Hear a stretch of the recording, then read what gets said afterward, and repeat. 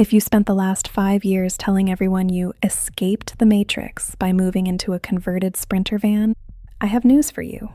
You didn't beat the system. You're 30 years old, sleeping in a Walmart parking lot, shitting in a plastic bucket, and filming yourself pretend to like it for TikTok. You called it ultimate freedom.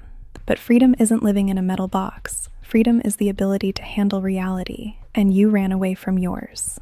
And here's where the delusion feeds on itself. You thought leaving a 9-to-5 meant you stopped trading time for money.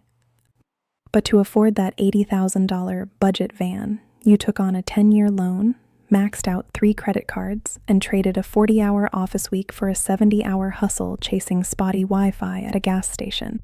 You didn't destroy the golden cage. You just put wheels on it. You replaced a corporate boss with an algorithm that forces you to fake a smile on camera just to pay for diesel fuel.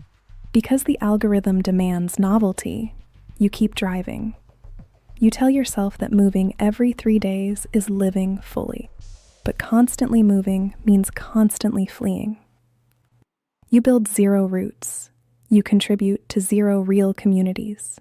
You trade deep, lifelong relationships for superficial 5-minute conversations with strangers at campgrounds who won't remember your name next month. You called traditional stability a trap because building something permanent requires hard work, commitment, and showing up when things get boring. And that boring commitment is the exact foundation you're leeching off of. The most embarrassing part of nomad culture?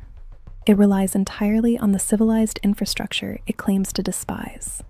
You don't want to pay taxes for roads, but you drive on them. You don't want local community responsibility, but you park on their public streets and use their water systems for free. Van life isn't a revolution. It's an extended gap year funded by privilege, debt, and the arrogance of thinking you're too special to build a real life. No home equity, no long-term savings, no community that relies on you. Just a gallery of edited photos on a phone you don't own, pretending you're happy. Then the camera turns off, and the sun sets, and you're sitting alone in a freezing vehicle listening to highway traffic.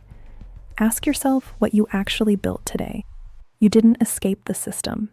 You just became its most expensive, lonely victim. Is van life true independence? Or is it just glamorized homelessness for people afraid of growing up? Real freedom isn't running away from responsibility. It's having the strength to stay in one place and build something that outlasts you. So what is van life really? True independence? A valid temporary lifestyle? Or glamorized homelessness sold to people who are afraid of growing up? Drop your take in the comments.